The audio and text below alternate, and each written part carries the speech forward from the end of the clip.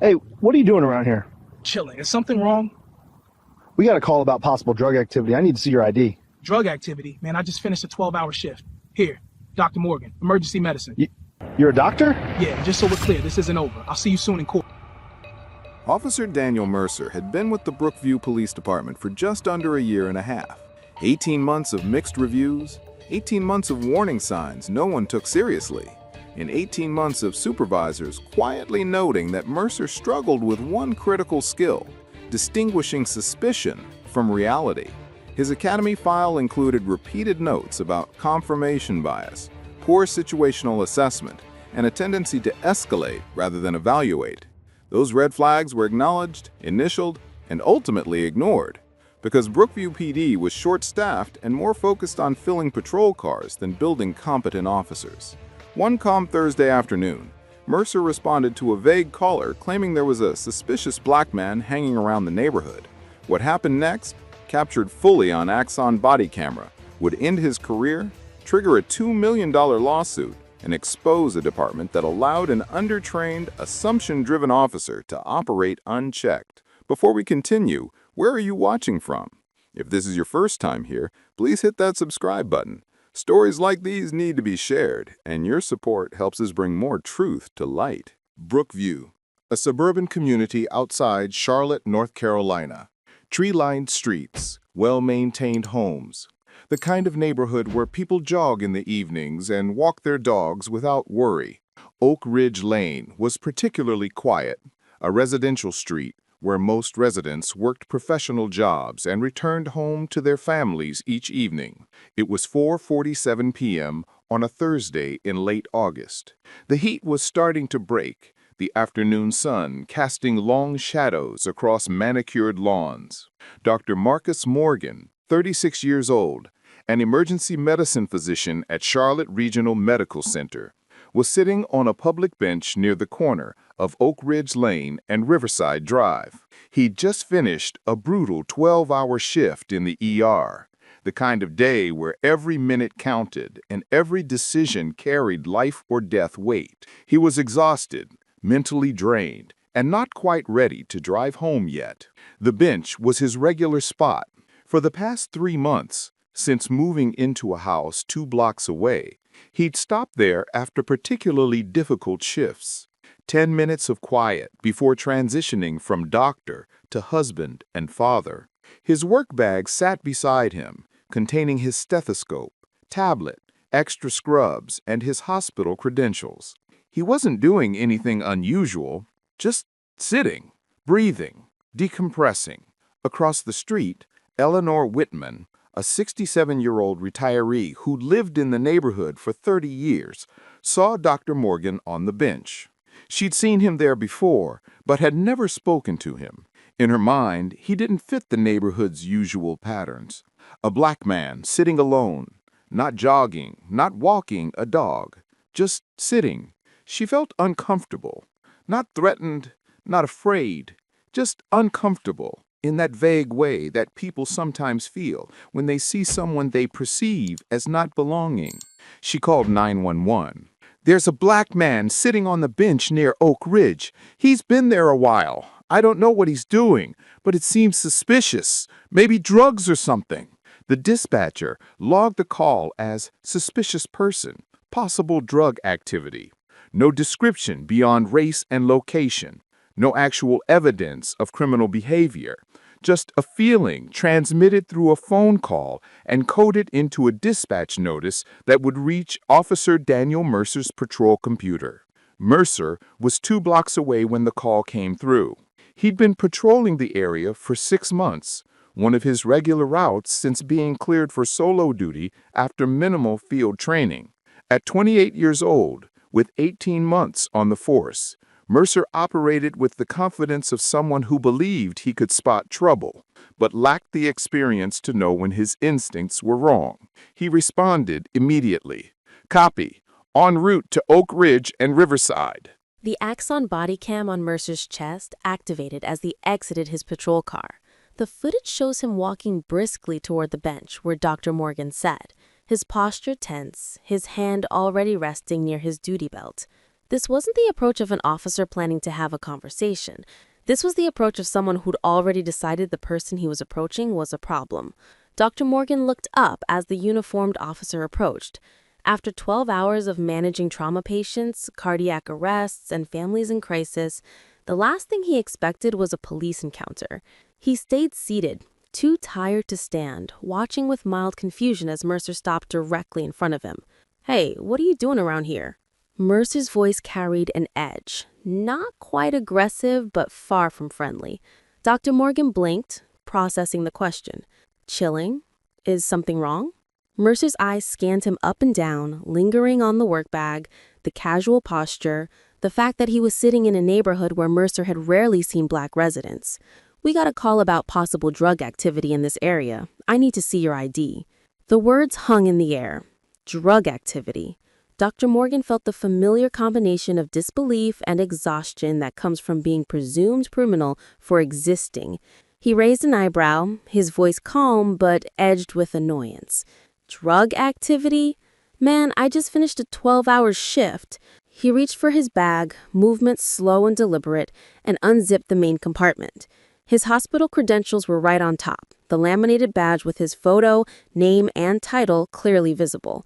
He pulled it out and held it up for Mercer to see. "Here, Dr. Morgan, Emergency Medicine, Charlotte Regional Medical Center." Officer Mercer froze, his eyes fixed on the badge, reading the text. "Dr. Marcus Morgan, MD, Emergency Medicine, Charlotte Regional Medical Center." The body cam captured his face perfectly. The moment of recognition followed not by apology, but something closer to defensive doubt. "You're a doctor?" Mercer's voice carried skepticism rather than acknowledgement. Dr. Morgan's expression hardened. "Yeah, and just so we're clear, this isn't over. I'll see you soon in court." That statement should have ended the encounter. A reasonable officer would have apologized for the misunderstanding and left. But Mercer wasn't operating on reason. He was operating on ego and the unchecked assumption that admitting error meant losing authority. "I still need to verify this," Mercer said, his tone shifting to defensive aggression. "Where do you work exactly?" "Charlotte Regional, where the badge says I work." "And what are you doing sitting here?" "Resting after my shift, which is completely legal." Mercer stepped closer. "You seem nervous. Why are you nervous?" Dr. Morgan's jaw tightened. The exhaustion was giving way to controlled anger. "I'm not nervous. You're the one who walked up accusing me of drug activity when I'm sitting on a public bench. I'm gonna need to search your bag." "No, you're not. You have no cause to search anything. I showed you my credentials. I've committed no crime. This conversation is over." Dr. Morgan reached for his bag to stand up. Mercer interpreted the movement as resistance rather than a man preparing to leave. His hand moved to his radio. "Sir, I'm gonna need you to stay right there." "For what? I'm going home." "You're being detained for investigation." Those words, captured clearly on Bodycam, marked the point where Mercer crossed from questionable judgment into constitutional violation. Detaining someone requires reasonable suspicion of criminal activity. Sitting on a bench isn't suspicious. Being tired after work isn't suspicious. Refusing to consent to an illegal search isn't suspicious.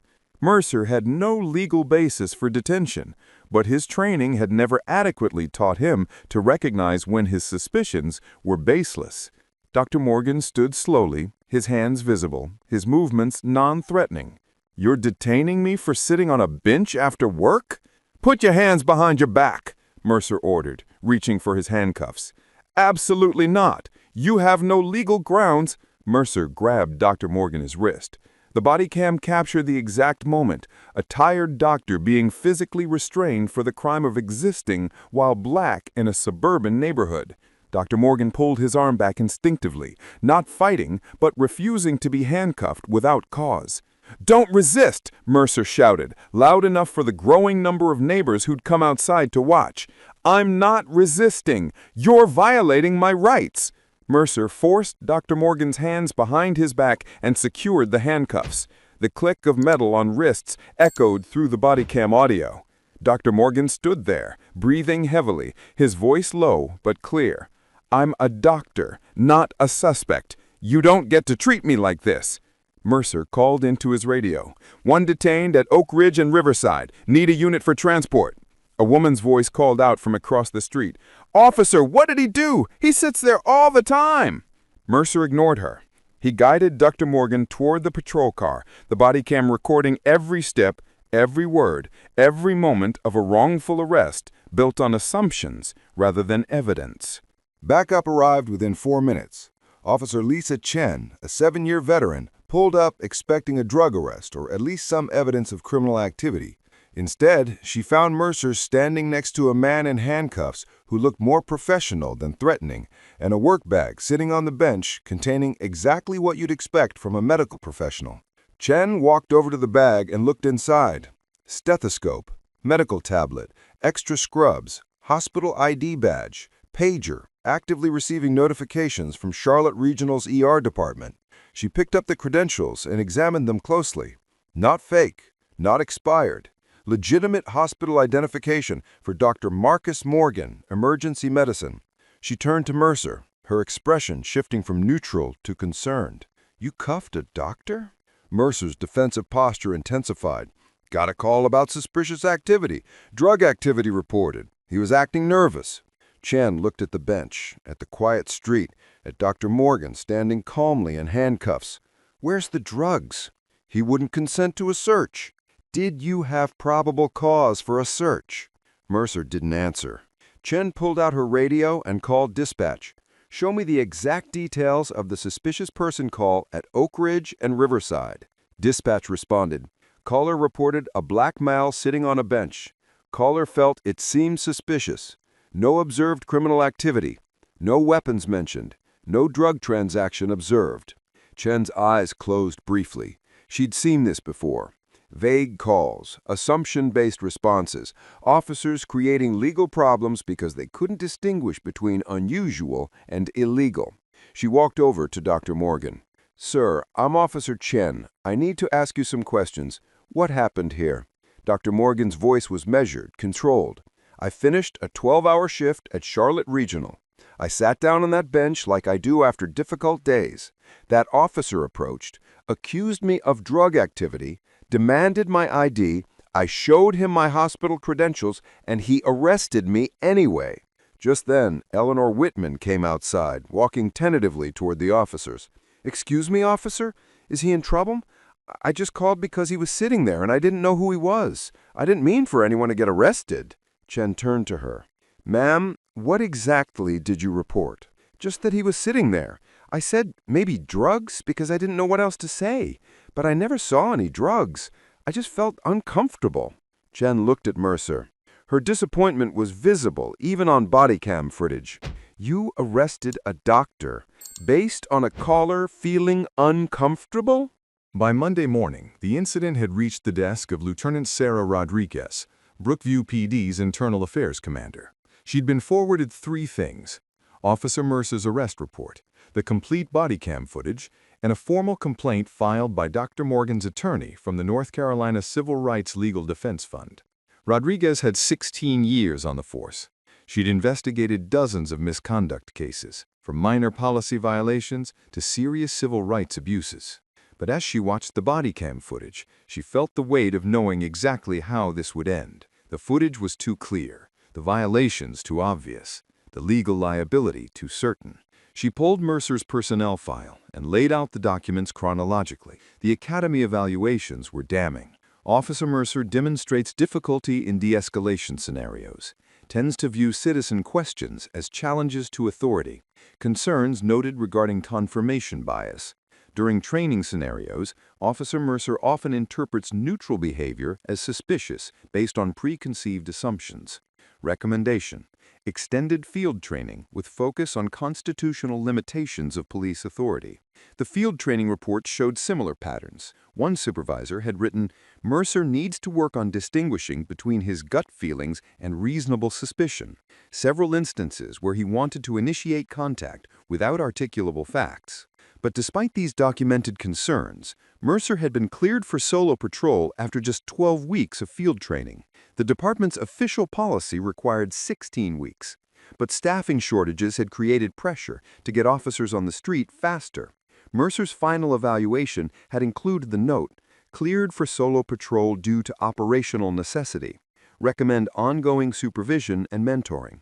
That ongoing supervision had never happened. Mercer had been patrolling alone for 6 months when he arrested Dr. Morgan.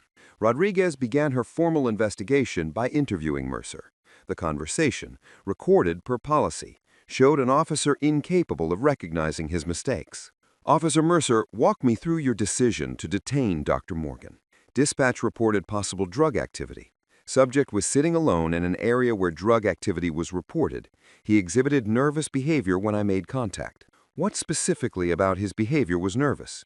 He seemed defensive when I asked questions. Did you observe any drug transaction, any exchange of items, any known drug user approaching him?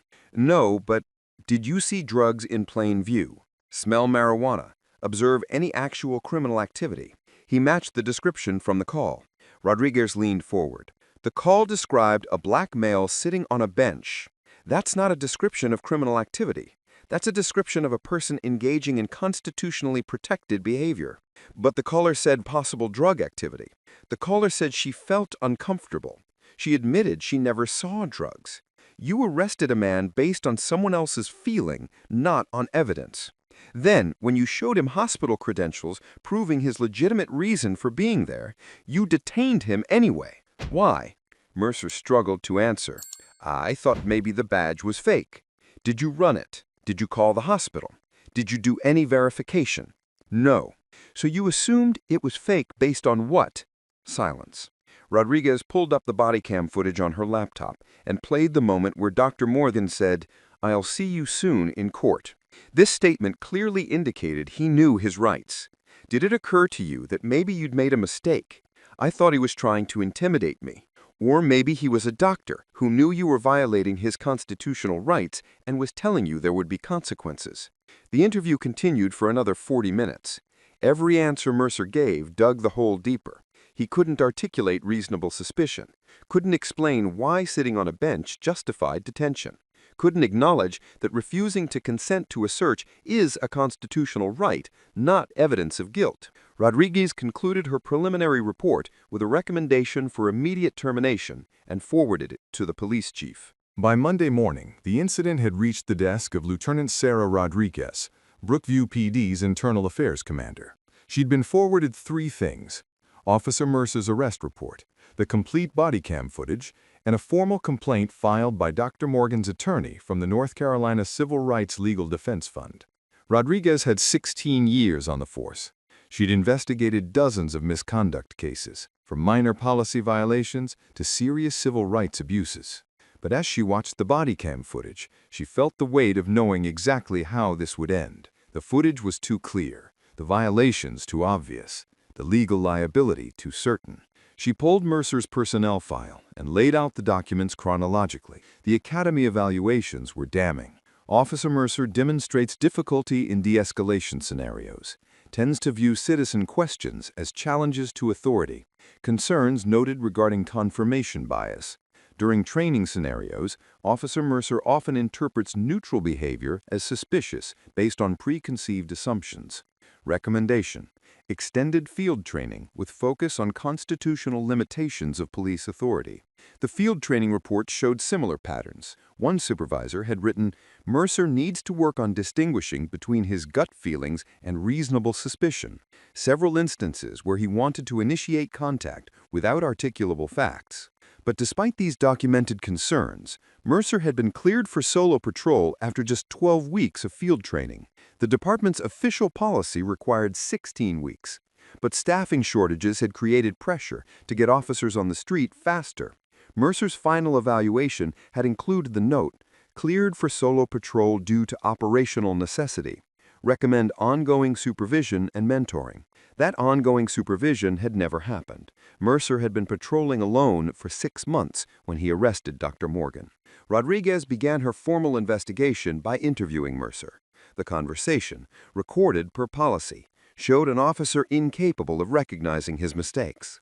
"Officer Mercer, walk me through your decision to detain Dr. Morgan." Dispatch reported possible drug activity. Subject was sitting alone in an area where drug activity was reported. He exhibited nervous behavior when I made contact. What specifically about his behavior was nervous? He seemed defensive when I asked questions. Did you observe any drug transaction, any exchange of items, any known drug user approaching him?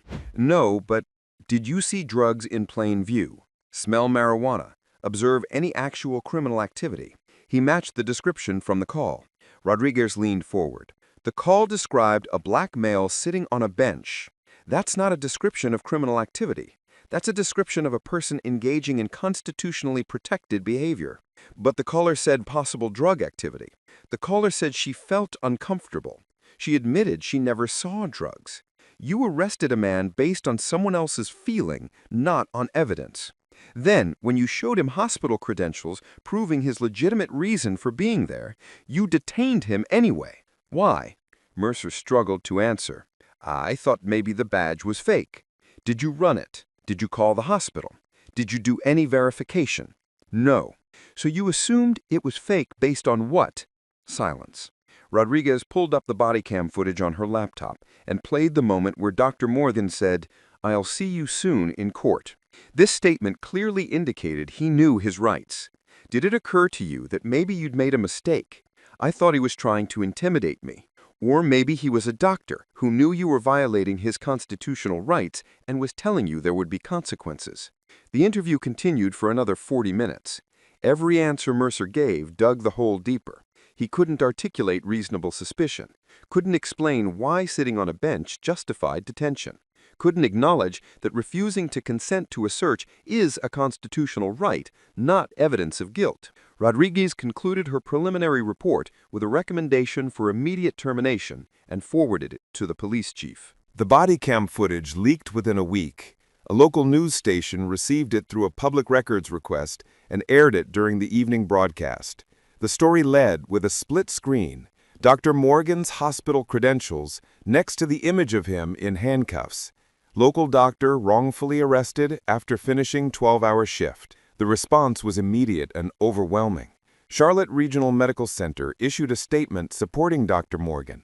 Fellow physicians posted on social media about their own experiences being profiled. The State Medical Association condemned the arrest. Civil rights organizations demanded accountability. Dr. Morgan held a brief press conference outside his attorney's office 3 days after the footage went public. He stood at a podium, still in his hospital scrubs, having come directly from another shift. I've spent my entire adult life in medicine. I've saved lives. I've comforted families. I've worked through the night to give people a chance to see tomorrow. And in my own neighborhood, after finishing one of those shifts, I was treated like a criminal for sitting on a bench. Not because I did anything wrong, not because there was evidence of a crime, but because an officer looked at me and made assumptions based on my skin color. He paused, his voice steady but heavy with exhaustion. This isn't just about me. It's about every black professional who has to carry extra ID to prove they belong. Every black person who gets followed in stores, questioned in their own neighborhoods, treated as suspicious for existing. Officer Mercer's actions didn't happen in a vacuum. They happened because he was trained inadequately and sent into communities with biases no one bothered to address. Dr. Morgan filed a comprehensive federal lawsuit 2 weeks later. The complaint was thorough and damning. Count 1, Fourth Amendment violation, unlawful detention without reasonable suspicion, arrest without probable cause. Count 2, 14th Amendment violation, racial profiling and discriminatory law enforcement based on race. Count 3, municipal liability, city's failure to adequately train officers, inadequate supervision despite documented concerns about Mercer's judgment.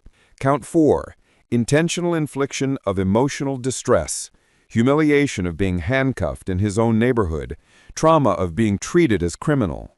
Count 5, false arrest, detention and arrest without legal justification. The lawsuit sought $2 million in compensatory damages, punitive damages, attorney's fees, and injunctive relief requiring policy reforms. The city's legal team reviewed the case and quickly advised settlement. The body cam footage eliminated any possible defense. Mercer's training file showed the department had ignored warning signs.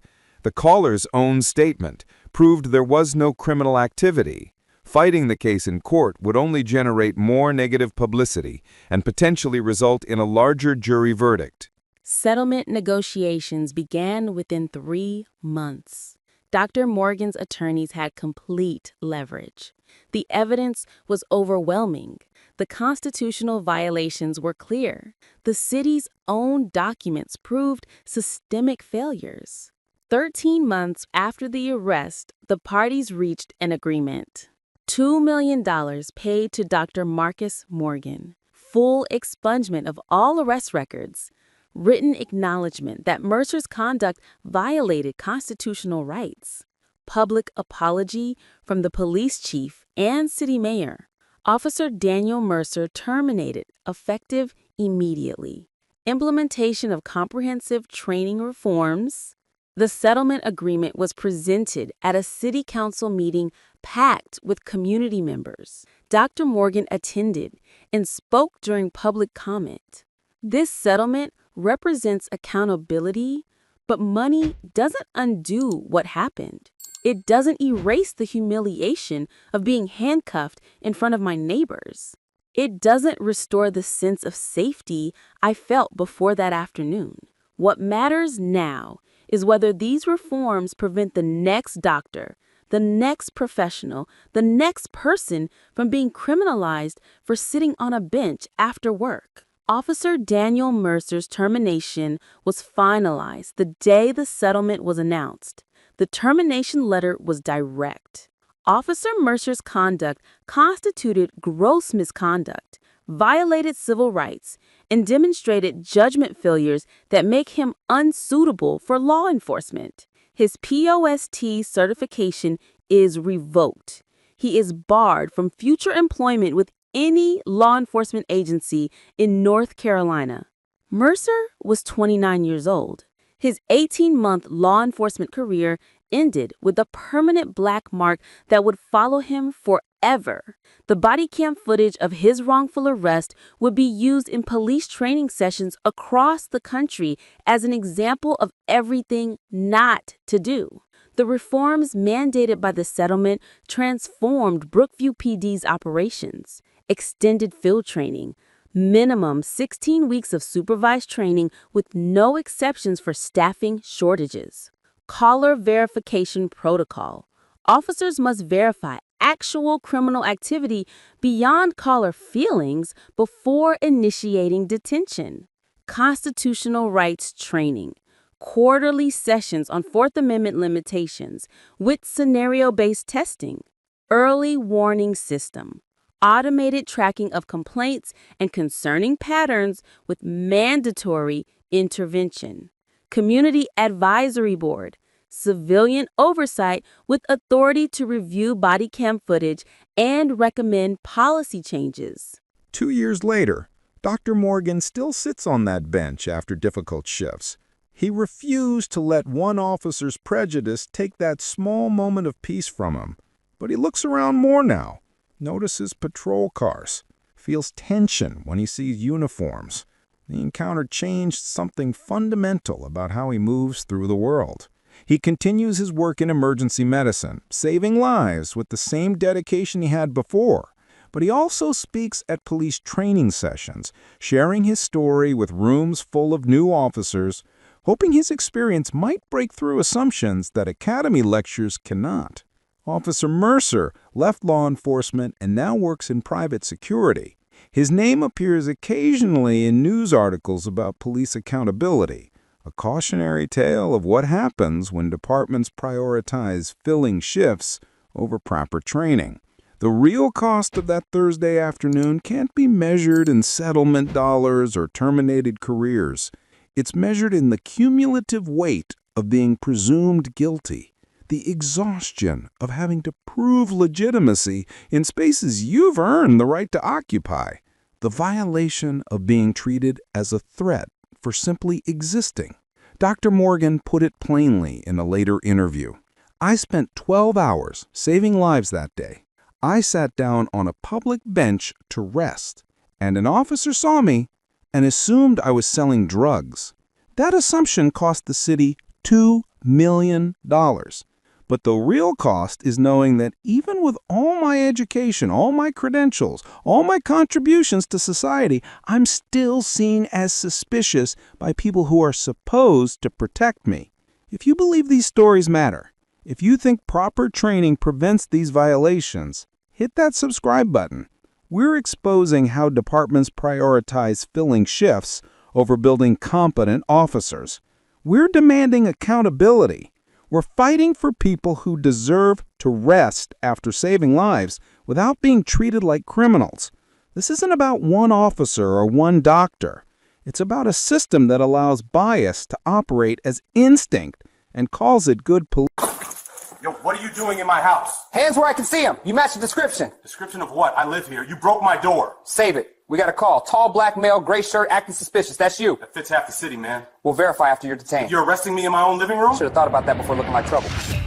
Officer Bradley Kane had been with the Ridgeport Police Department for a little over 14 months.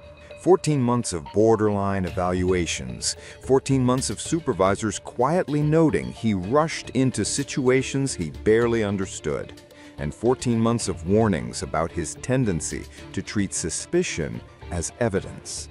His academy instructors had flagged his aggressive entry reflex and his difficulty distinguishing between lawful presence and criminal intent.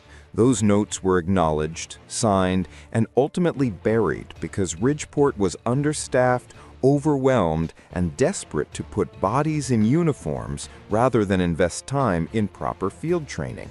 One calm Saturday afternoon, those ignored warnings collided with a man sitting peacefully in his own living room. What should have been a simple check the area call warped into a forced entry, a wrongful arrest, and a career-ending mistake captured entirely on Axon body camera. A mistake that would cost the city millions and expose a department that repeatedly failed to correct the very behavior that caused it. Before we continue, where are you watching from? If this is your first time here, please hit that subscribe button. Stories like these need to be shared, and your support helps us bring more truth to light. Ridgeport, a suburban city of about 85,000 in the Pacific Northwest, known for tree-lined streets, modest single-family homes, and the kind of neighborhoods where people still wave to their neighbors. The kind of place where serious crime is rare enough that when dispatch gets a call about something suspicious, officers respond with a level of attention that might seem disproportionate in bigger cities. It was 2:17 p.m. on a Saturday in mid-June. The weather was perfect, the temperature in the mid-70s, windows open and houses up and down Maple Ridge Drive, kids playing basketball in driveways, the smell of someone's barbecue drifting on the breeze. Normal, suburban Saturday afternoon activity. The dispatch call came in at 2:09 p.m. An elderly woman, Mrs. Eleanor Patterson, had called to report seeing a tall black man in a gray shirt walking near her neighbor's property. She said he looked like he was checking things out, and that she'd never seen him before. She couldn't say he'd done anything illegal, couldn't say he'd tried any doors or windows, just said he looked suspicious and was walking slowly near houses. The dispatcher logged the call as suspicious person and sent it to the officer patrolling that sector. Officer Bradley Kane, who'd been driving his route looking for something to do during a slow shift, responded immediately. Kane was 26 years old, 14 months into his law enforcement career, and still operating with the mindset that every call was an opportunity to catch someone doing something wrong. His training officers had noted this tendency repeatedly. One had written in his evaluation, "Officer Kane demonstrates enthusiasm but lacks patience in assessment. He tends to move toward confrontation before gathering sufficient information." Another had noted, "Concerns about Officer Kane's ability to distinguish between unusual behavior and criminal behavior. Recommends additional field training before solo patrol authorization." But Ridgeport PD was struggling with staffing. 3 officers had retired in the past year. 2 had left for better-paying departments. The city council had approved new hiring, but the academy pipeline was slow.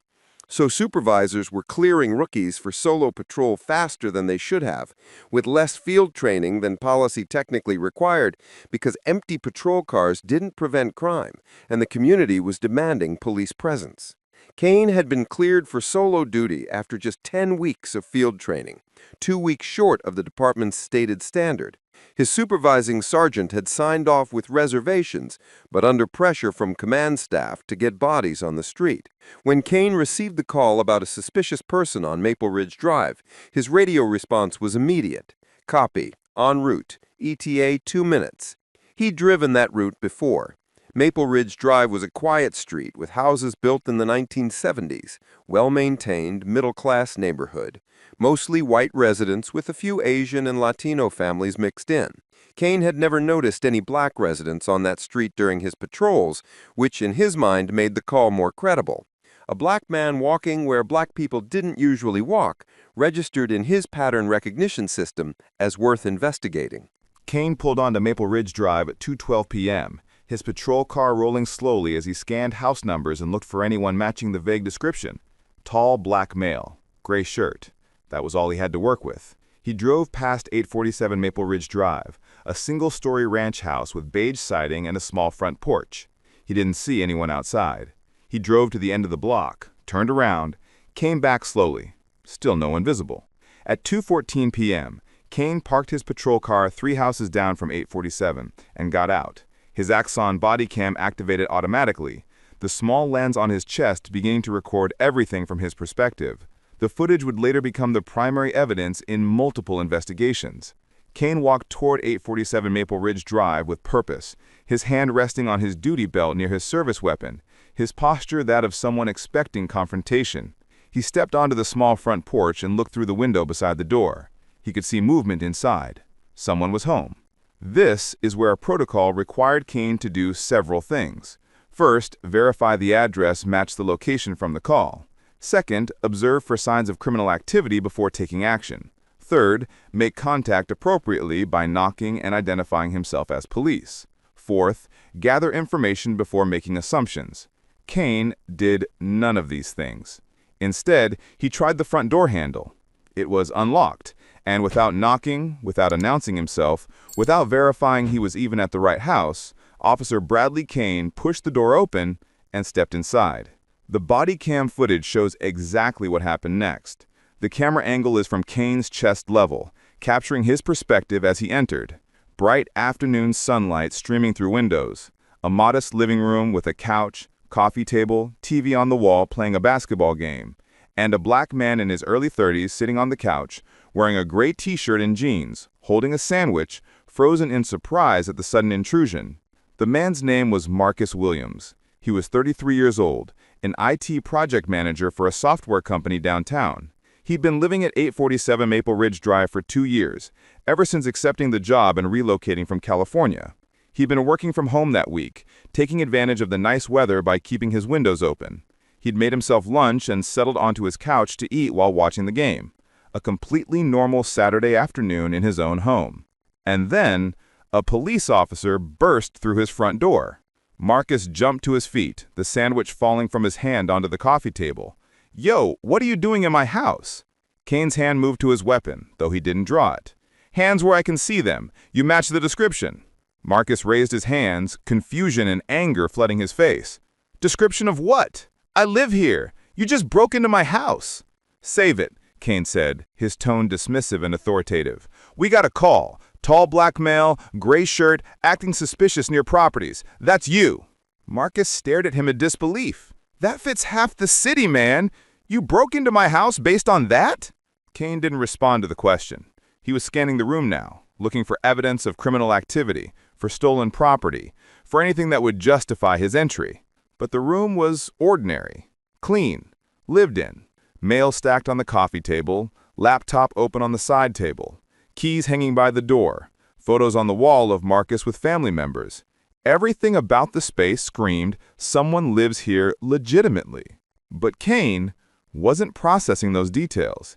He was focused on the fact that he'd received a call about a suspicious black man.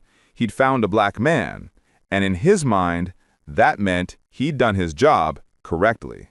"I need to see some ID." Kane said, stepping further into the living room. ID? Marcus's voice rose with incredulity. You need to get out of my house. You didn't knock. You didn't announce yourself. You just walked in like you owned the place. Sir, calm down. I'm investigating a call. If you live here, showing me ID will clear this up quickly. Marcus took a step back, his hands still raised. I'm not showing you anything until you tell me why you're in my house without a warrant, without permission, without even knocking. This is where training should have kicked in, where an experienced officer would have recognized the mistake, de-escalated, apologized, and left.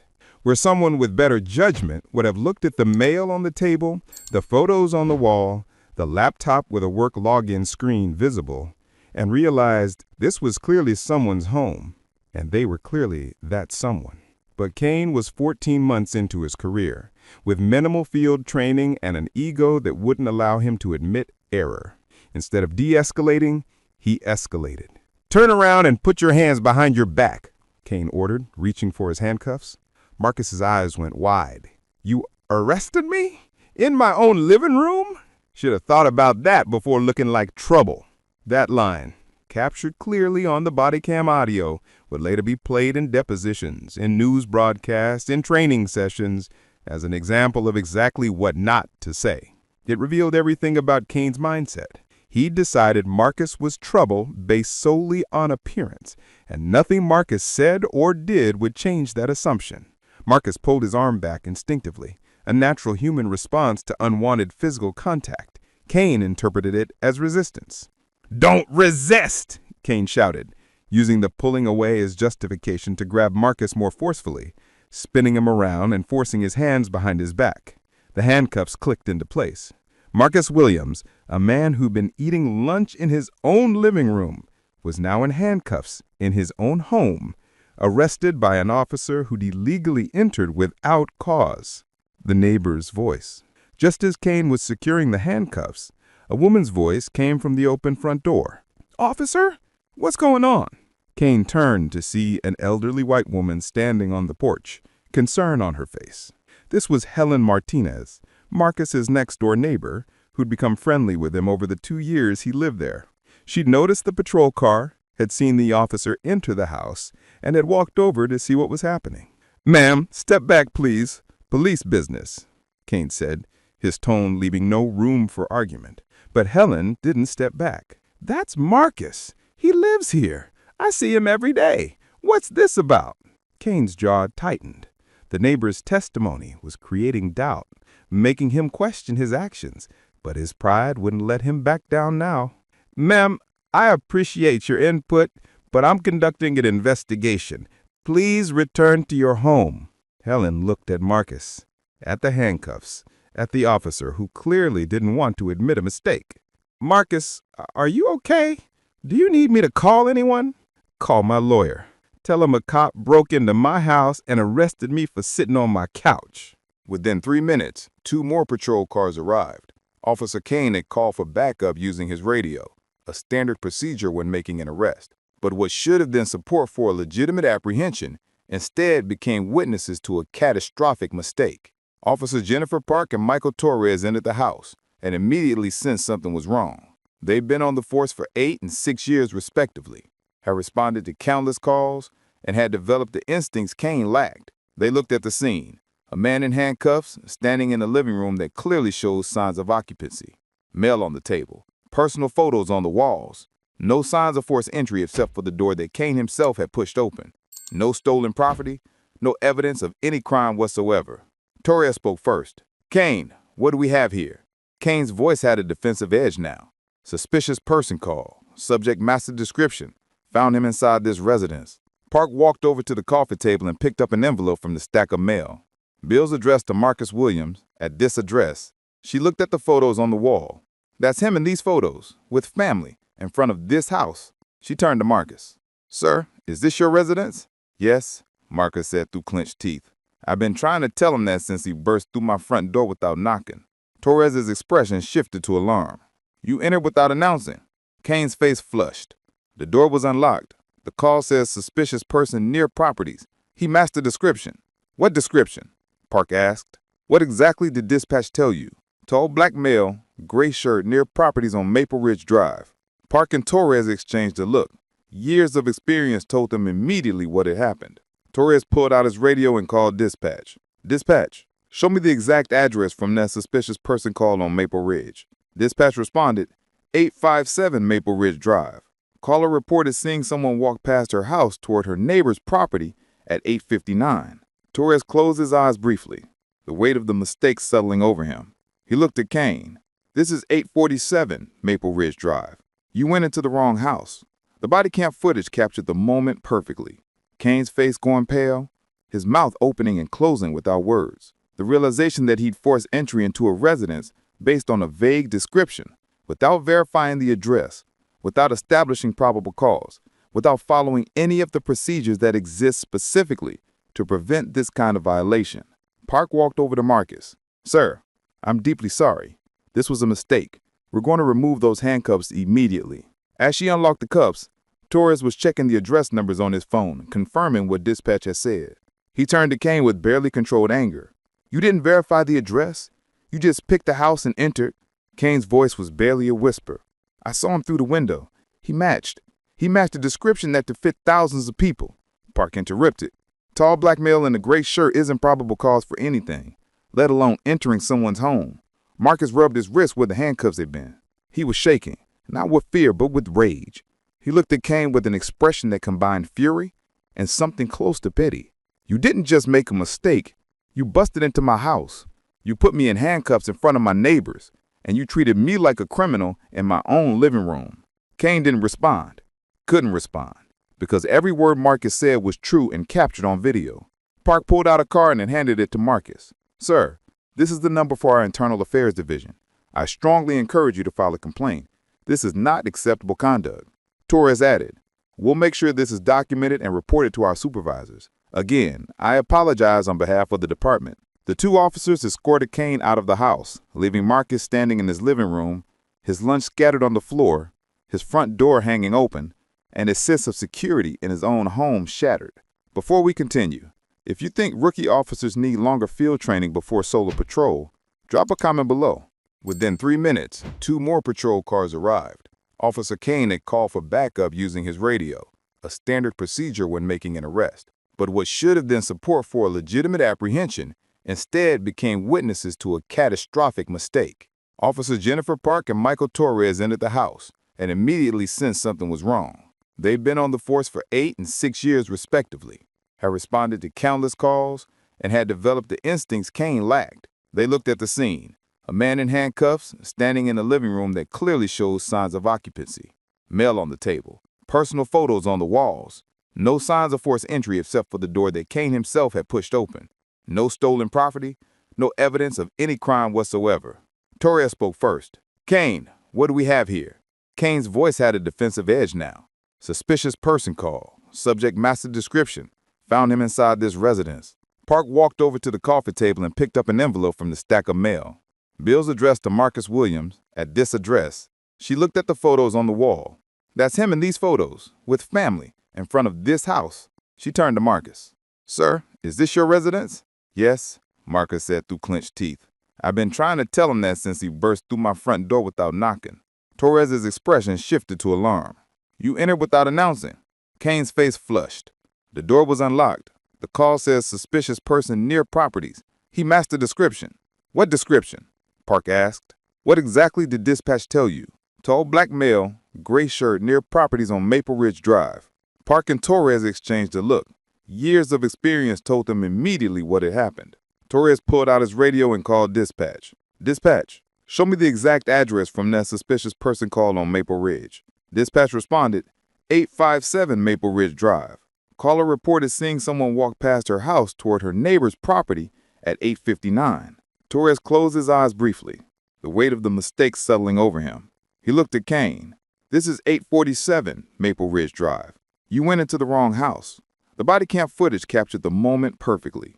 Kane's face going pale, his mouth opening and closing without words. The realization that he'd forced entry into a residence based on a vague description, without verifying the address, without establishing probable cause, without following any of the procedures that exist specifically to prevent this kind of violation.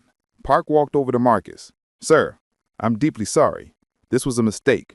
We're going to remove those handcuffs immediately. As she unlocked the cuffs, Torres was checking the address numbers on his phone, confirming what dispatch had said.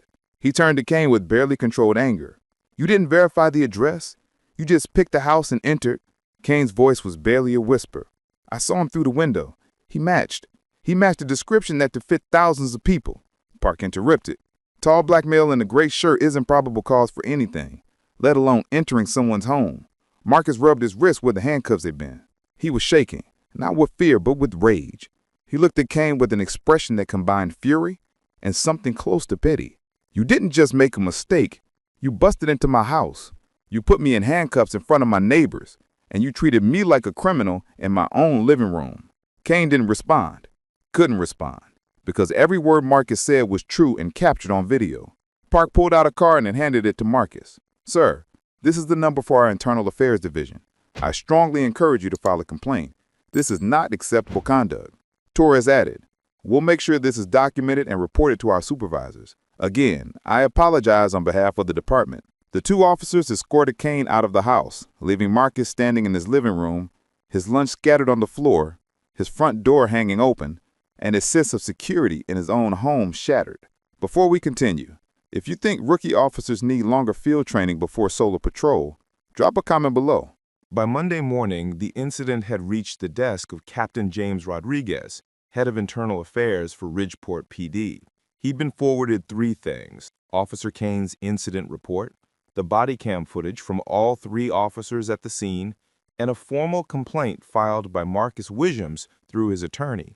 Rodriguez had been with the department for 21 years. He'd investigated countless misconduct allegations, from minor policy violations to serious civil rights abuses. But as he watched the body cam footage from Kane's entry into Marcus Williams' home, he felt a familiar combination of anger and resignation. Anger at the blatant violation of procedure. Resignation because he'd seen this pattern before. He pulled Kane's personnel file and spread the documents across his desk. The academy evaluations that flagged aggressive entry reflex. The field training reports noting concerns about distinguishing lawful presence from criminal intent. The supervisor memos recommending additional training before solo patrol authorization.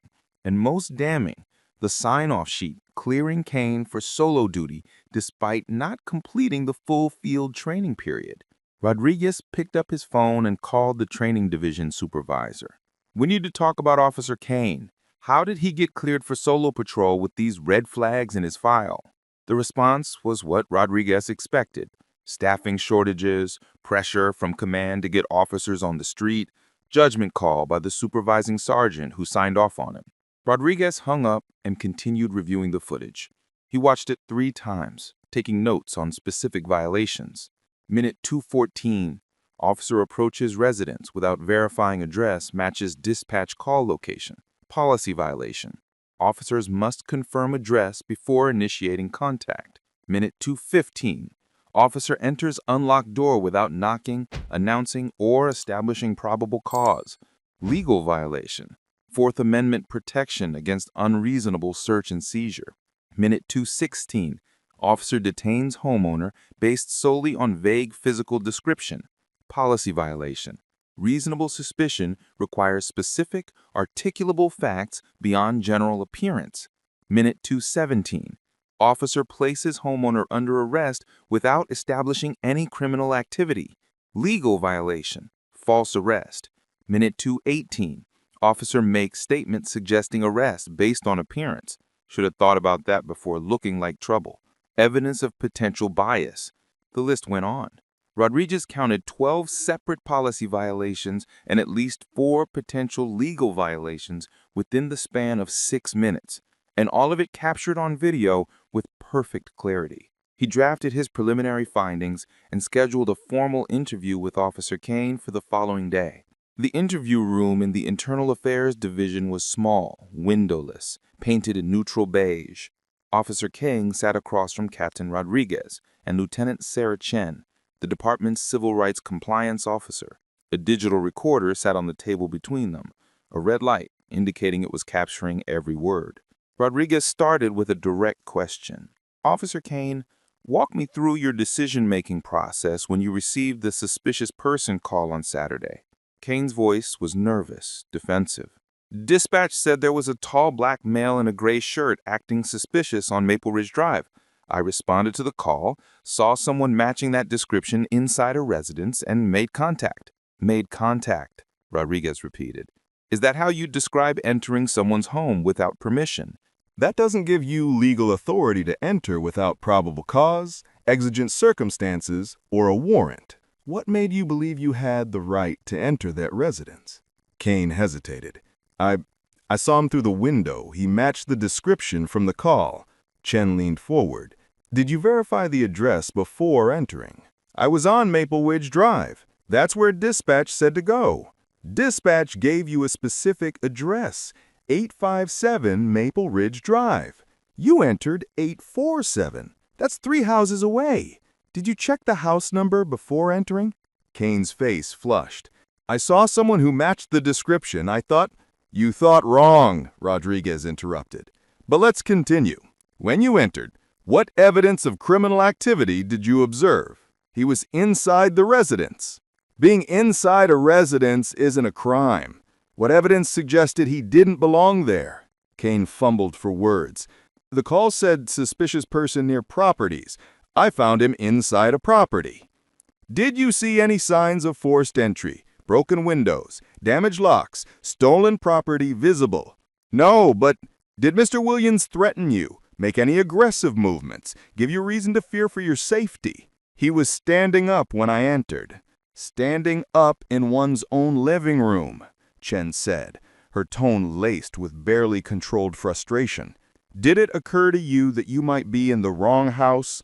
That the mail on the table, the photos on the walls, the personal belongings everywhere might indicate someone actually lived there?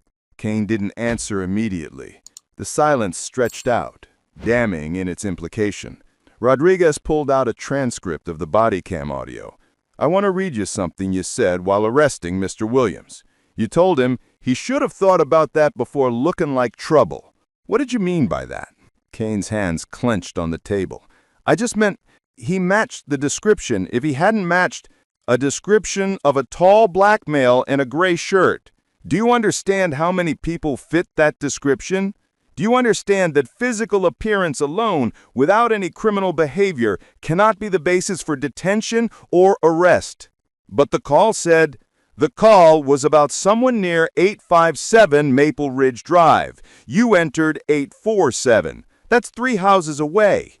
Did you check the house number before entering? The interview continued for another 40 minutes. Kane tried to defend his actions, to argue that he'd been responding to a call and making split-second decisions. But every defense crumbled under scrutiny. The Bodycam footage contradicted his claims about feeling threatened. The address mismatch proved he hadn't done basic verification. His own words on tape revealed bias. By the end of the interview, Kane's attorney was advising him to stop talking. Rodriguez concluded this session with a direct statement. Officer Kane, I'm recommending your immediate suspension pending completion of this investigation. You violated policy, violated civil rights, and demonstrated judgment failures that make you unsuitable for patrol duties. You'll receive written notice by end of business today. Marcus Williams' attorney, David Chen, from the Pacific Civil Rights Foundation, held a press conference 4 days after the incident. The footage hadn't been released publicly yet, but word of what happened had spread through Ridgeport's community networks, especially within the black community, where stories of police misconduct were shared as warnings and validated experiences. Chen stood at a podium outside the courthouse, Marcus beside him. Cameras from 3 local news stations focused on them.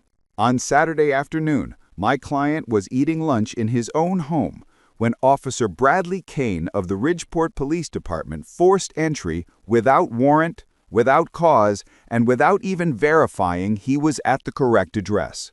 Mr. Williams was handcuffed and detained in his own living room, based on nothing more than his physical appearance and an officer's assumption that a black man couldn't possibly belong in that neighborhood. He paused, letting the statement sink in. The Bodycam footage which we've obtained through public records request shows the entire incident. It shows Officer Kane entering without announcement. It shows Mr. Williams identifying himself as the homeowner. It shows the officer refusing to verify that claim before making an arrest. And it shows the officer making a statement that reveals his biased assumptions. Should have thought about that before looking like trouble. He clicked the remote, and a screen behind him showed still images from the Bodycam footage. Marcus sitting on his couch before the entry, the male with his name visible on the coffee table, the photos on the wall, the moment of arrest in his own home. This isn't just about one bad officer. This is about a system that cleared Officer Kane for solo patrol despite documented concerns about his judgment. A system that prioritized filling shifts over proper training. A system that allowed an officer with clear warning signs to patrol alone and violate citizens' constitutional rights. Marcus stepped to the microphone.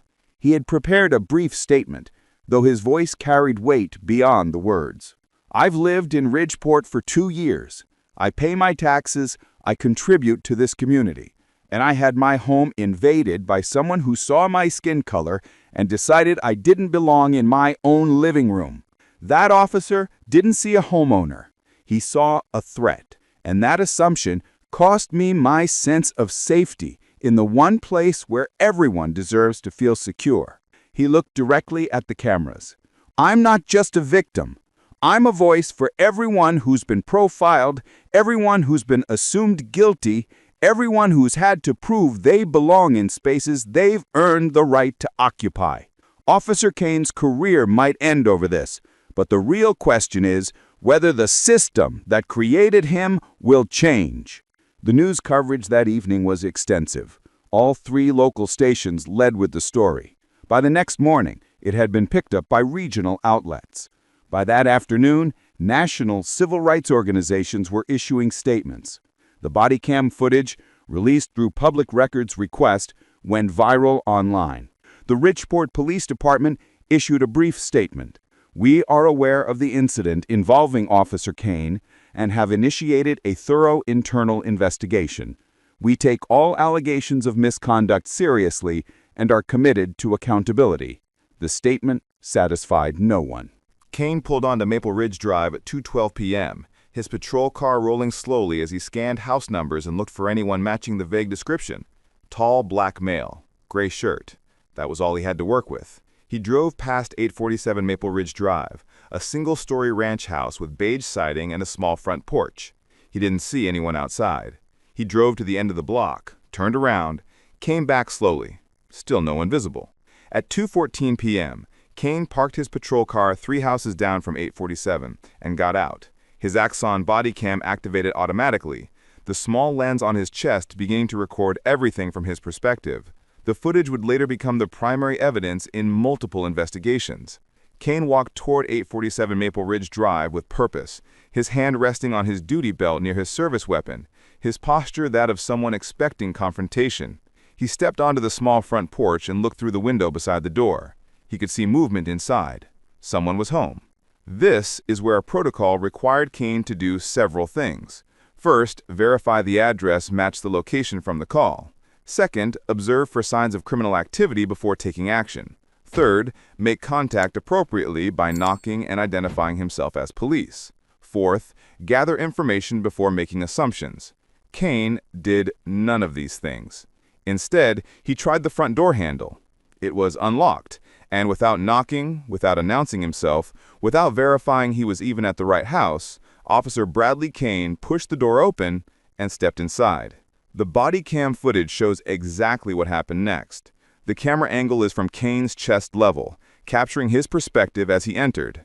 Bright afternoon sunlight streaming through windows.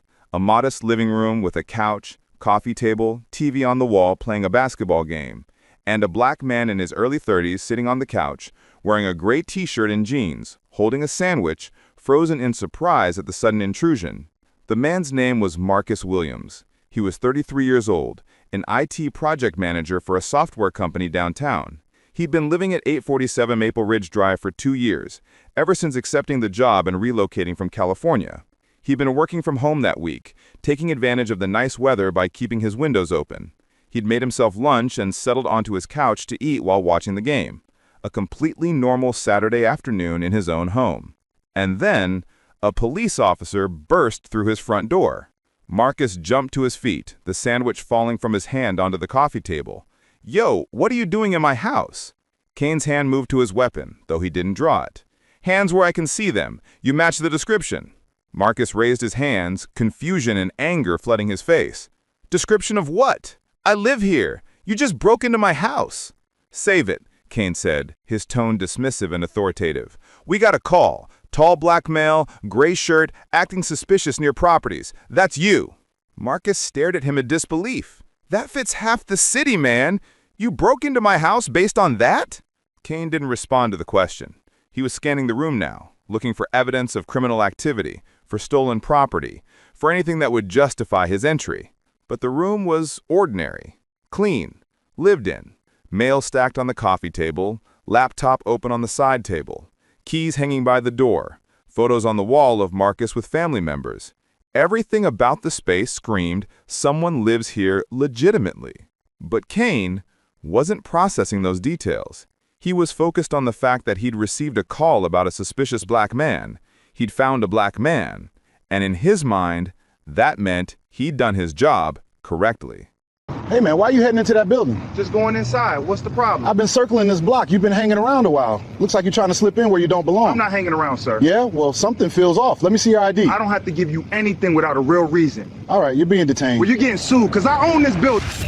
Officer Daniel R. Moore had been with the Midtown City Police Department for just under a year.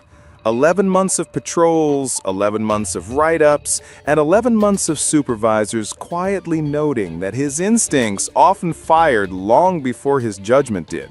His academy scores were passable, not impressive, with evaluators repeatedly flagging his habit of assuming guilt based on presence rather than behavior.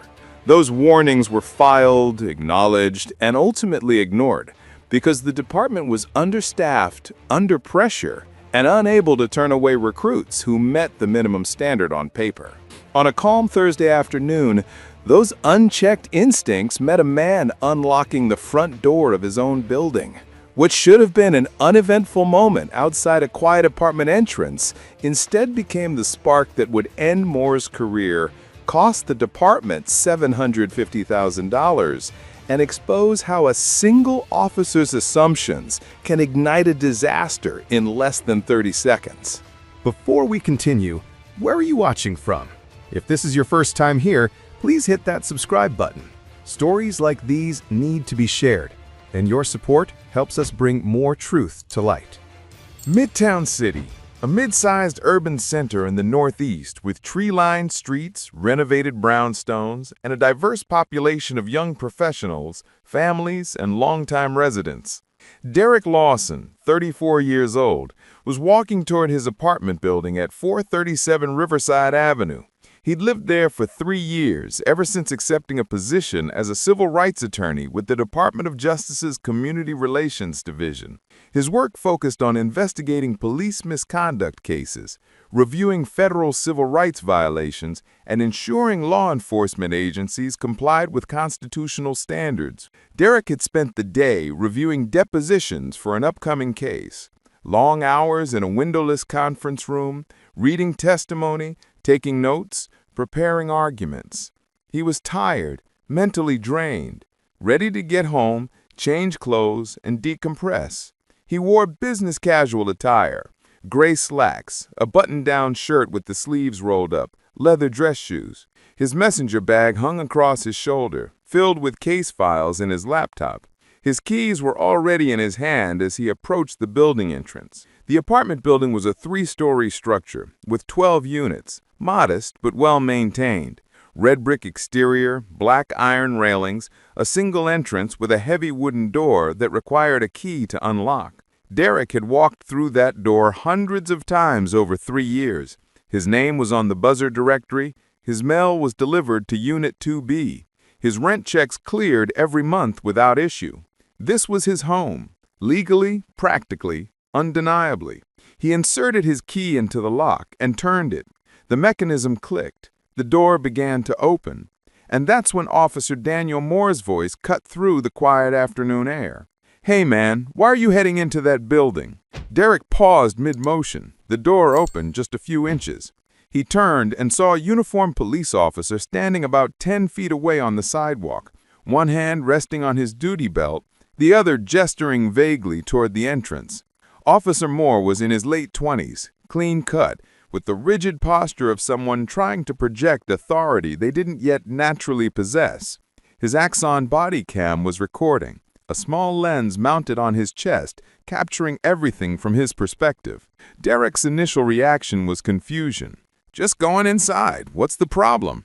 Moore took a step closer, his eyes scanning Derek from head to toe. "I've been circling this block. You've been hanging around." "No," Derek replied, his tone calm but firm. This was a lie, a convenient fiction that Moore would later claim justified his suspicion. The truth, visible on the body cam footage's timestamp, was that Derek had been on the block for approximately 45 seconds, the time it took him to walk from where he'd parked his car half a block away to his building entrance. There was no loitering, no suspicious behavior, no activity that could reasonably be described as hanging around. But Moore had seen a black man approaching a building in a neighborhood that was becoming wealthier and whiter, and his brain had filled in a narrative that didn't exist. Moore's training at the academy had included modules on implicit bias, on recognizing how assumptions can cloud judgment, on the importance of gathering facts before acting. But training is one thing. Real-world application under the pressure of patrol, especially for a rookie still forming his instincts, is something else entirely. And Moore's instincts had been shaped not just by 11 months on the job, but by a lifetime of absorbent cultural messages about who belongs where, who looks suspicious, and who deserves scrutiny. "I need to ask you some questions," Moore said, his hand now moving to rest on his radio. "Can you step away from the door?" Derek felt the familiar tightening in his chest, the mixture of anger and caution that comes from being black in America and knowing that these encounters can escalate quickly, regardless of who's right. But he also knew his rights. He knew police procedure. He knew what officers were legally allowed to do and what they weren't. "Officer, I live here," Derek said, keeping his voice level. "I was unlocking my door. Is there a specific reason you're stopping me?" Moore's jaw tightened. He didn't like being questioned, didn't like the challenge to his authority, didn't like that this man wasn't immediately complying. "I'm investigating suspicious activity in the area. I need you to cooperate." "What suspicious activity?" Derek asked. "What did I do that made you stop me?" Moore didn't answer directly, because there was no answer.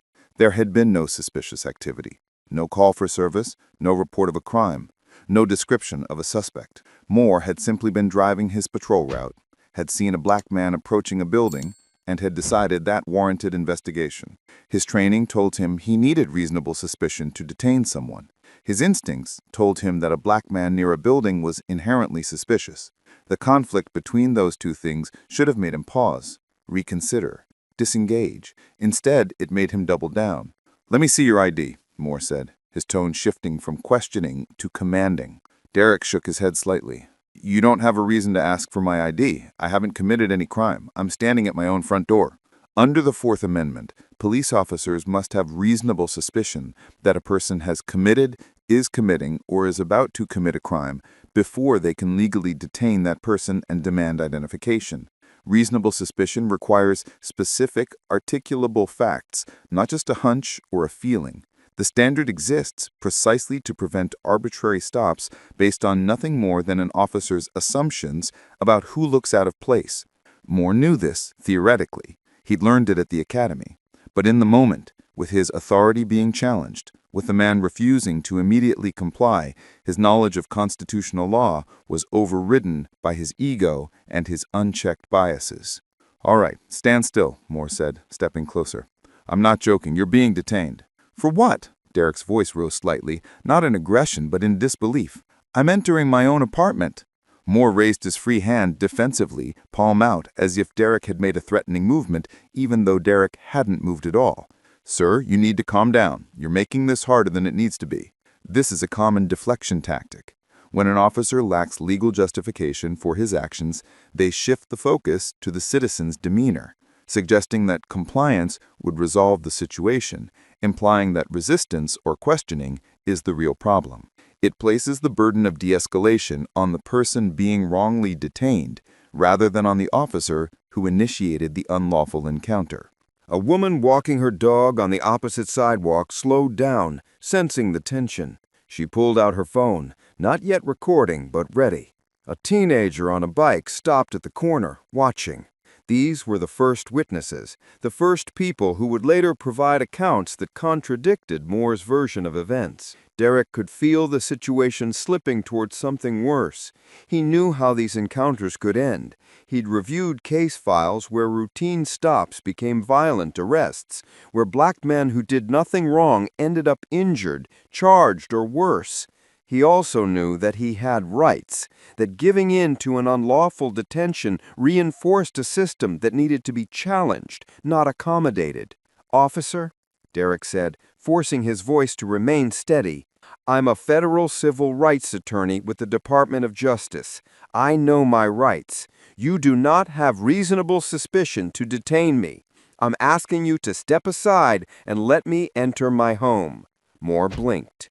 The mention of federal attorney registered, but not in the way it should have. Instead of making him reconsider, it seemed to make him more defensive, as if Derek's credentials were a challenge rather than a clarification. "I don't care what you do for work. Right now, you're being detained as part of an investigation." "What investigation?" Derek asked again. "What crime are you investigating? What specific facts gave you reasonable suspicion to stop me?" Moore's Bodycam audio picked up his breathing, faster now, shallow. His hand tightened on his radio. He glanced around, noticing the woman with the phone, the teenager watching. He was starting to realize he was in a situation he didn't know how to exit without looking wrong. But instead of de-escalating, instead of acknowledging the lack of legal basis for the stop, he escalated. "Turn around and put your hands behind your back," Moore ordered. Derek took a step back, closer to the door he'd been trying to enter. "No, you have no legal authority to arrest me. I'm not turning around. I'm not putting my hands behind my back. I'm going into my home." Moore moved quickly and grabbed Derek's arm, not aggressively but firmly, his hand wrapping around Derek's bicep in an attempt to control his movement. "Stop resisting. Don't touch me. I live here." Derek pulled his arm back, not striking, not fighting, just removing himself from the officer's grasp. It was a reflex, a natural human response to unwanted physical contact, but Moore would later characterize it as resistance, as justification for escalation. The woman across the street raised her phone and started recording. The teenager did the same. Within seconds, there were multiple cameras capturing what happened next, creating a record that would prove essential. Moore grabbed Derek's arm again, this time with both hands, trying to turn him around. Derek braced himself against the doorframe, refusing to be spun around, refusing to be put in handcuffs for the crime of entering his own building. "You're making this worse," Moore shouted, his voice strained with effort and frustration. "I'm not making anything worse," Derek shouted back. "You're violating my rights." A second passerby, an older white man in a business suit, stopped and called out, "Officer, what's going on? What did he do?" Moore ignored him. His focus was entirely on Derek now, on maintaining control, on proving his authority. He reached for his handcuffs with one hand while trying to hold Derek's arm with the other. "Sir, if you don't comply, I will charge you with resisting arrest." "Resisting arrest for what?" Derek's voice was loud now, carrying down the block. "What am I being arrested for?" This is the circular logic of unlawful detention. An officer stops someone without legal justification. The person questions the stop or refuses to comply. The officer escalates to arrest. The person resists the unlawful arrest. The officer then uses that resistance as justification for the arrest, ignoring that the initial detention was illegal. It's a trap designed to criminalize the act of asserting one's rights. More people were stopping now. A small crowd was forming, phones out, recording from multiple angles. Someone called out, "He said he lives there. Why are you grabbing him?" Moore's body cam captured his own heavy breathing, the shakiness in his voice when he spoke into his radio. "I need backup at 437 Riverside. I have an individual resisting detention." Derek made a decision. He stopped pulling away, stopped bracing against the doorframe. He stood still, hands at his sides, and spoke clearly and loudly so every camera could hear. "I am not resisting. I am standing still. I am not threatening you. I live in this building. My name is Derek Lawson. I live in Unit 2B. You are violating my Fourth Amendment rights." Moore hesitated, his hand still gripping Derek's arm. The sudden compliance threw him off. He'd been prepared for continued resistance, for a justification to escalate further. But Derek's calm, clear statement of his rights, spoken loudly for the witnesses and cameras, left Moore in an awkward position. "Let me see your ID," Moore repeated, but his voice had lost some of its commanding edge. Derek looked directly at the body cam on Moore's chest. "I will show you identification, but I want it on record that I am complying under protest. This stop is unlawful. I have committed no crime, and you will be held accountable." He reached slowly, carefully into his pocket. Moore's hand moved toward his service weapon, a reactionary movement that several witnesses would later describe as excessive, given that Derek's movements were clearly non-threatening. Derek pulled out his wallet and removed 2 items. The first was his driver's license, which listed his address as 437 Riverside Avenue, Unit 2B. The second was a gold-embossed credential in a leather case. United States Department of Justice, Civil Rights Division, Attorney Derek Lawson. He held both items up for Moore to see and for every camera recording to capture. "Here's my driver's license showing I live at this address. And here's my federal credential identifying me as a Department of Justice civil rights attorney. You just unlawfully detained a federal attorney in front of his own home." Moore's face went through a visible transformation. First confusion as he processed what he was seeing, then realization as he understood the magnitude of his mistake, then panic as he calculated the consequences. His hand released Derek's arm. He stepped back. His mouth opened, closed, opened again. You're a federal attorney." His voice was barely above a whisper, but the body cam caught it clearly. "And you just violated my constitutional rights," Derek said, his voice steady but filled with controlled anger. "You detained me without reasonable suspicion.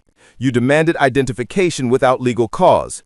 You grabbed me, physically restrained me, threatened me with arrest, all because you saw a black man unlocking the door to his own home and couldn't imagine he might actually belong here." The crowd of witnesses had grown. Someone counted 14 people with phones out, recording from various angles. The woman who'd first pulled out her phone spoke up. "I saw the whole thing. He was just trying to go inside. The officer stopped him for no reason." The teenager added, "He kept saying he lives there. Why didn't you just check?"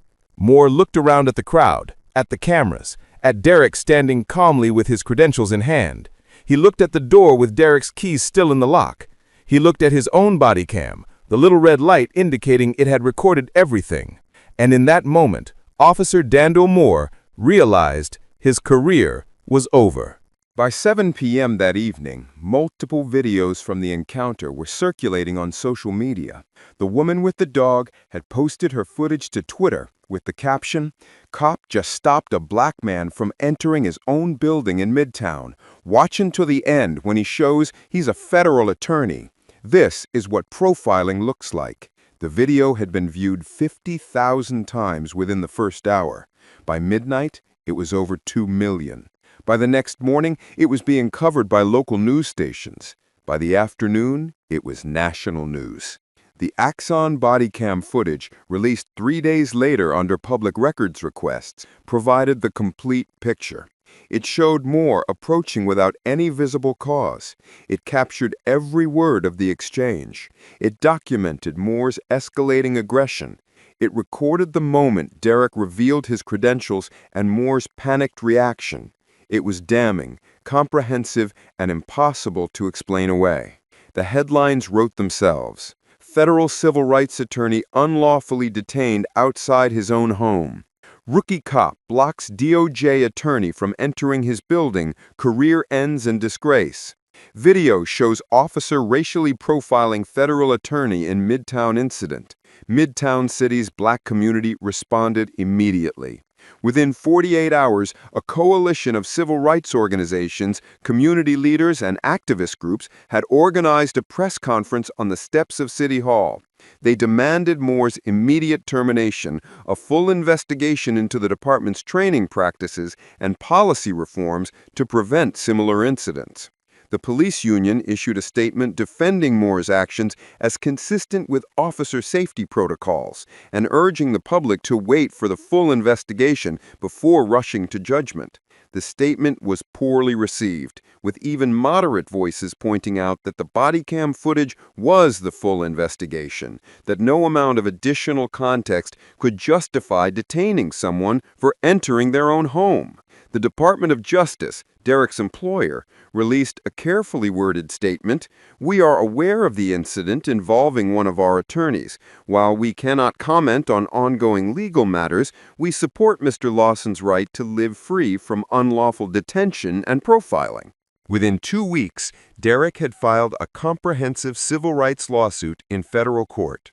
The defendants were Officer Daniel Moore individually, the Midtown City Police Department, and the city itself. The complaint ran 47 pages and outlined multiple legal violations. Count 1 alleged unlawful detention under the Fourth Amendment. The complaint detailed how Moore had no reasonable suspicion to stop Derek, no articulable facts suggesting criminal activity, and no legal basis for demanding identification or preventing Derek from entering his home.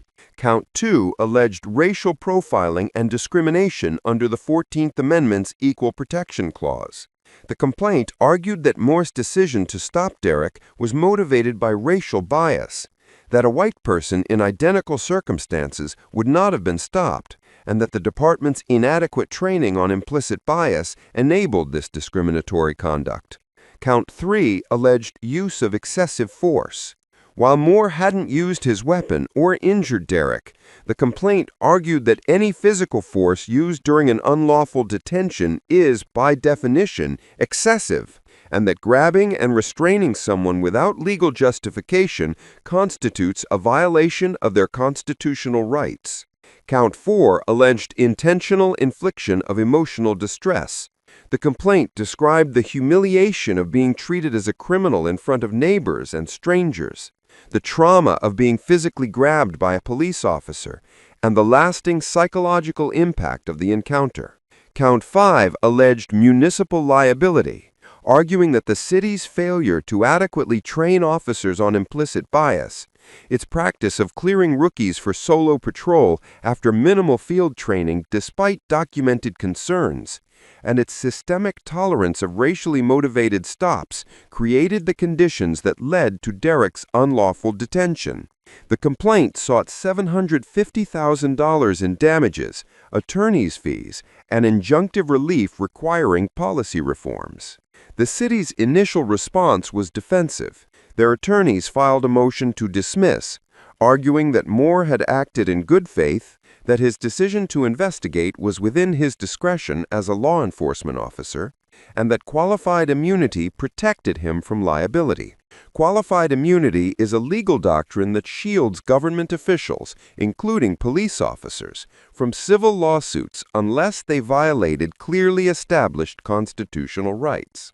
It's a controversial protection that critics argue allows officers to violate rights without consequences. But even qualified immunity has limits. It doesn't protect officers who violate rights that any reasonable officer would know are protected. The federal judge assigned to the case, Judge Patricia Henderson, was not sympathetic to the city's arguments.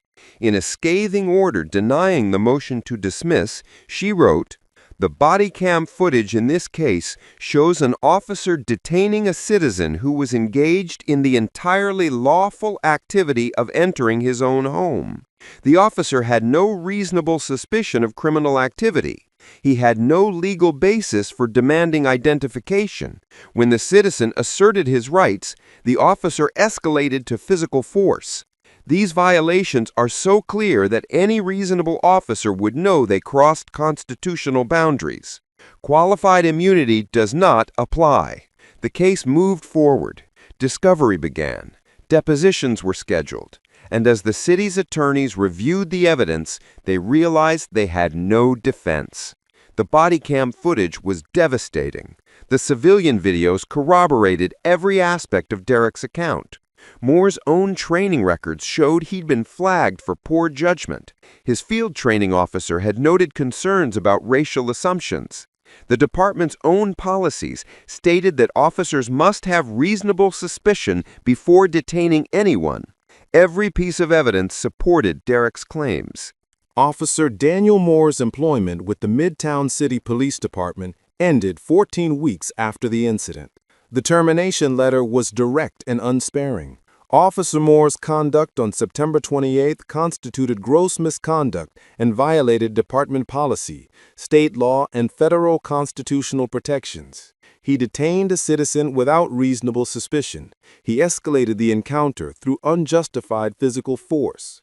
He failed to recognize his error even when the citizen clearly identified himself as a resident. His actions brought significant negative attention to the department and demonstrated judgment failures that make him unfit for law enforcement duties. His employment is terminated effective immediately. Moore's name was entered into the National Decertification Index, a database tracking officers who have been fired or resigned under investigation for serious misconduct. The entry would prevent him from being hired by any other law enforcement agency in the country. His career in policing, which had lasted less than a year, was permanently over. Moore released a brief statement through his attorney. "I deeply regret my actions that day. I made serious errors in judgment that I will have to live with. I apologize to Mr. Lawson for the distress I caused." Derek's response was measured. Officer Moore is young. He made choices based on assumptions he didn't examine. But accountability isn't just about one officer. It's about a system that put him on the street with minimal training, ignored warning signs from his evaluators, and created the conditions where a rookie with documented judgment problems was patrolling alone and making decisions that violated people's rights. The reforms mandated by the settlement were comprehensive. The Midtown City Police Department implemented a new policy requiring all officers to complete 12 months of supervised field training before being cleared for solo patrol, an increase from the previous 12 weeks. The policy specifically noted that staffing shortages could not be used as justification for shortening training periods. The department created a mandatory implicit bias recognition program with quarterly refresher training and scenario-based exercises designed to help officers identify and challenge their assumptions. Officers who failed to demonstrate bias awareness would be required to repeat the training before being cleared for patrol duties. A new civilian oversight board was established, with authority to review body camera footage from any incident involving allegations of racial profiling or unlawful detention. The board had the power to recommend disciplinary action and policy changes directly to the police chief and city council. The department also adopted a duty to intervene policy, requiring officers who witness unconstitutional conduct by their colleagues to immediately intervene and report the misconduct. Failure to intervene would be treated as seriously as committing the misconduct directly. Derek testified at a city council hearing 6 months after the settlement. He sat at a table facing the council members, community members filling the seats behind him, cameras recording for public broadcast. "What happened to me shouldn't happen to anyone," he began. "I have every advantage: education, professional credentials, knowledge of the law, resources to fight back, and I was still detained unlawfully, grabbed, threatened, and humiliated in front of my own home. Most people who experience this don't have my advantages.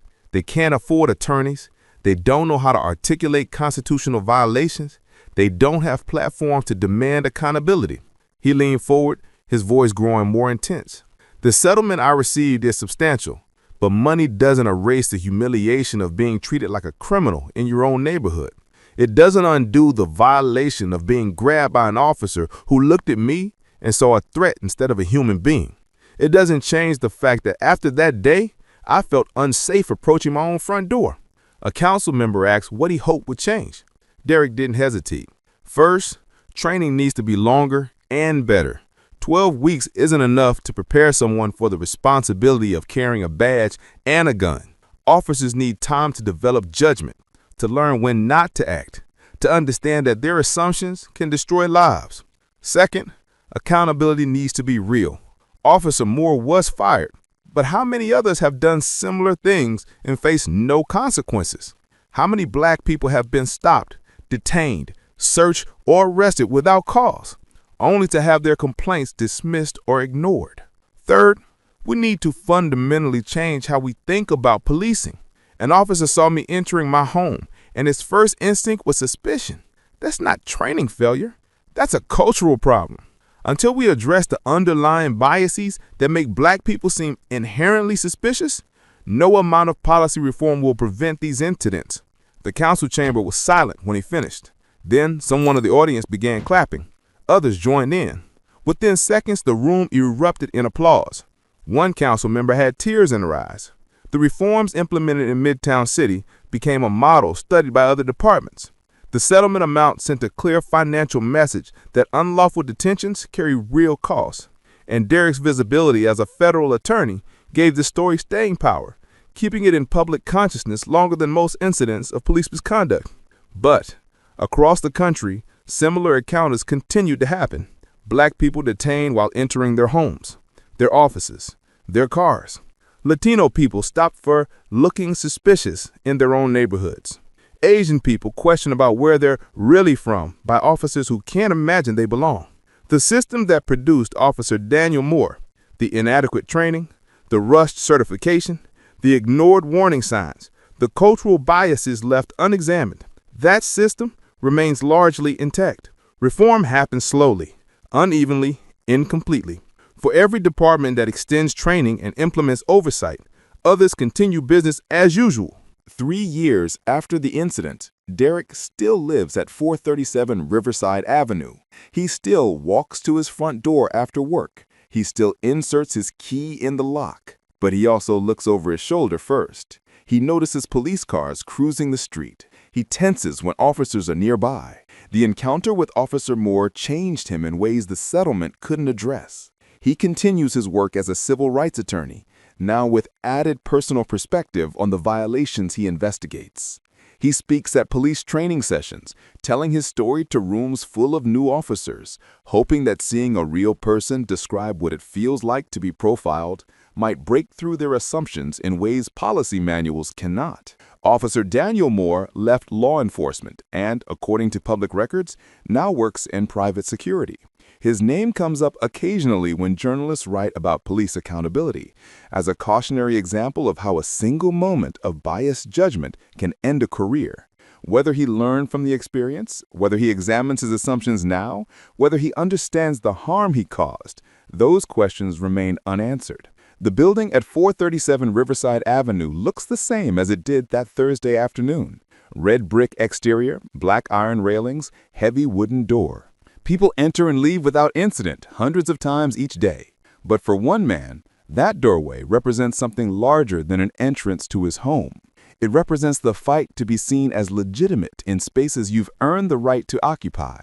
It represents the exhausting reality of having to prove you belong in your own life. The security camera footage from that day still exists, archived as evidence in the case file. It shows a calm afternoon, a man with keys, a door being unlocked. And then it shows something that shouldn't happen in a country that promises equal protection under the law. A badge being used not to serve and protect, but to question and control, based on nothing more than the color of skin. $750,000 was the settlement. Officer Moore's career was the consequence. But the real cost is measured in the loss of dignity, the erosion of trust, and the daily reality of knowing that even in front of your own home, you can be made to justify your existence. If you believe these stories matter, if you think proper training prevents these incidents, hit that subscribe button. We're exposing how